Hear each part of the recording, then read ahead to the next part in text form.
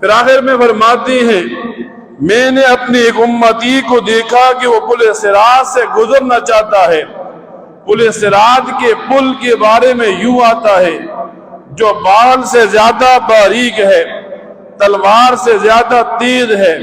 فرماتے ہیں نبی کریم صلی اللہ علیہ وسلم میرا ایک امتی اس پل سے گزرنا چاہتا ہے لیکن ڈر ہے کہ کہیں جہنم میں نہ گر جاؤں، اسی خوف میں کھڑا ہے۔ فرمایا پھر اس آدمی کی نمازیں کام آ گئیں اور اسے پلک جھپکتے ہوئے پل صراط سے گزار دیا گیا۔ اس حدیث کو ذکر کرنے کا مقصد یہ ہے، قرآن کریم میں اللہ تعالیٰ یہی فرماتے ہیں کہ ایک ایمان والا جب اسے نصیحت کرتے ہیں تو نصیحت سے نفع اٹھاتا ہے۔ آج دنیا کے اندر